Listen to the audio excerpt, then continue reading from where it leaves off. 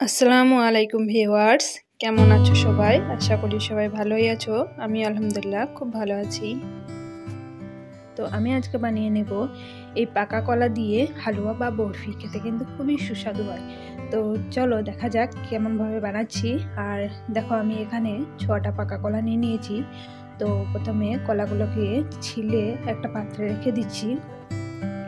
তো তারপর ছিলা হয়ে গেলে একটা ব্লেন্ডারের সাহায্যে কলাগুলোকে ব্লেন্ড করে নেব। অথবা তোমাদের কাছে যদি কোনো ব্লেন্ডার না থেকে থাকে তাহলে তুমি এটা কাঁটা চামচা দিয়েও ব্লেন্ডটা করে নিতে পারবে।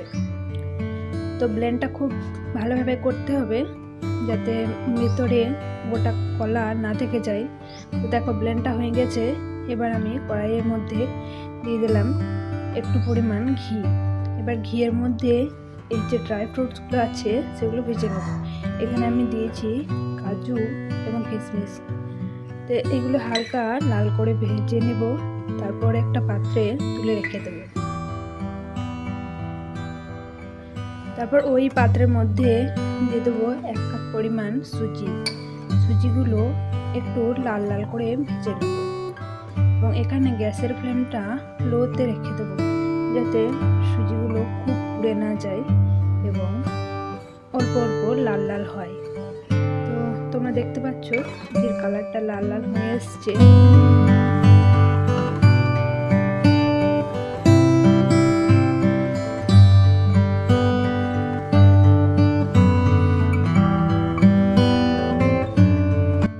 তো সুজিটা ভাজা হয়ে গেলে তারপর দিয়ে দেবো ব্লেন্ড করে রাখা কলাটা দিয়ে আস্তে আস্তে নাড়তে থাকবো।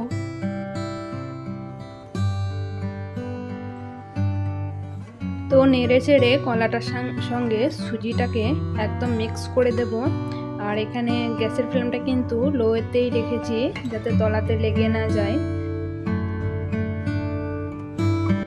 তো নাড়াচাড়া করতে থাকবো। যখন দেখবো মিশ্রণটা টাইট হয়ে এসছে তখন এর মধ্যে দিয়ে দেবো লিকুইড দুধ।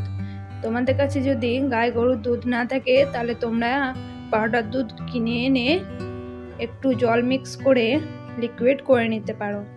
তো দুধটা দেওয়ার পর দুধের সঙ্গে মিশ্রণটা খুব সুন্দরভাবে ফাটিয়ে ফাটিয়ে মিক্স করে নিতে হবে।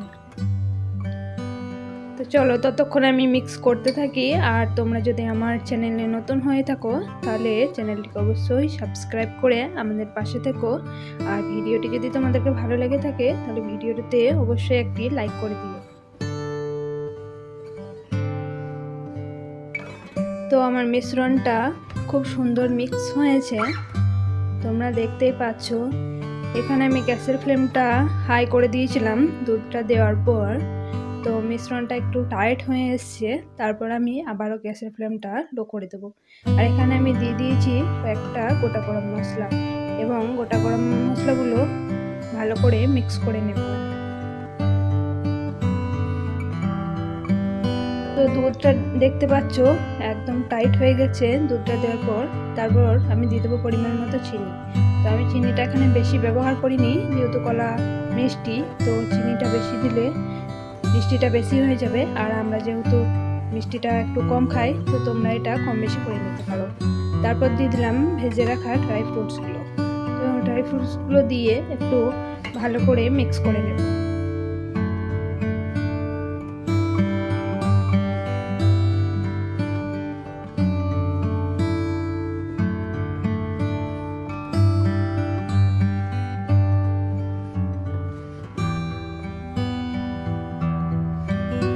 মিশ্রণটা নাড়তে নাড়তে একটা স্মুথনেস চলে আসবে, কিন্তু তখন তোমরা বুঝতে পারবে যে হ্যাঁ হালুয়াটা রেডি হয়ে গেছে। তো যখন রেডি হয়ে যাবে তার উপরে আমি সামান্য পরিমাণ ঘি দিয়ে দেবো এবং ঘিটাও মিক্স করে দেবো এবং মিক্স করে দেওয়ার পরই গ্যাসটা অফ করে কিছুক্ষণের জন্য ঠান্ডা হতে রেখে দেবো।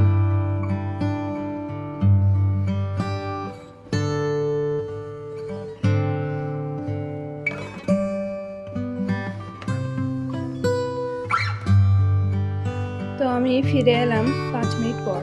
একটু ঠান্ডা হয়ে এলেই আমি অন্য একটা পাত্রে তুলে নিয়েছি।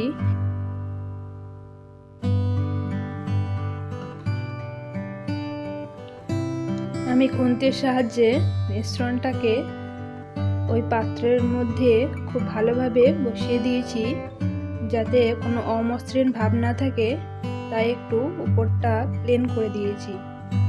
তো এভাবে আমি এই পাত্রটিকে ঠান্ডা করার জন্য রেখে দেব প্রায় 10 মিনিট, যতক্ষণ না টাইট হয়ে আসছে আর একটু ঠান্ডা হয়ে আসছে। তো ফিরে এলাম 10 মিনিট পর, হাত দিয়ে দেখলাম হ্যাঁ একটু শক্ত হয়ে গেছে। তখন একটা আমি ছুরির সাহায্যে এরকম করে ছোট সাইজের কেটে নেব। তোমাদের বাড়িতে যদি কাটার থাকে তো তোমরা কাটার দিয়েও কেটে নিতে পারো।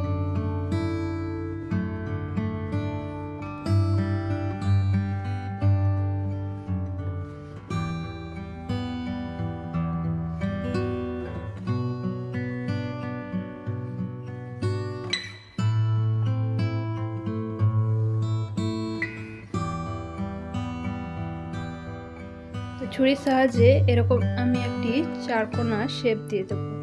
তার উপরে আমি দিয়ে দেব আগে থেকে তুলে রেখেছিলাম কয়েকটা কিশমিশ, যেটা ডেকোরেশনের জন্য আমি বসিয়ে দিলাম একটা একটি করে। দেখো কত সুন্দর লাগছে জিনিসটা। তো বন্ধুরা, এটা যদি প্রথমবার তোমরা দেখে থাকো তো অবশ্যই কমেন্ট করে জানিও। আর এটা একটা একটা করে অন্য একটি পাত্রে আমি তুলে নিয়েছি। বন্ধুরা, তোমরা আমার ভিডিওটিকে অবশ্যই একটা লাইক করে দিও। আমার অনুরোধ রইল, তোমরা যারা আমার ভিডিওটা দেখছো তারা অবশ্যই একটি লাইক করবে এবং কমেন্ট করবে, আর আমার চ্যানেলটিকে সাবস্ক্রাইব করে আমার পাশে থেকো।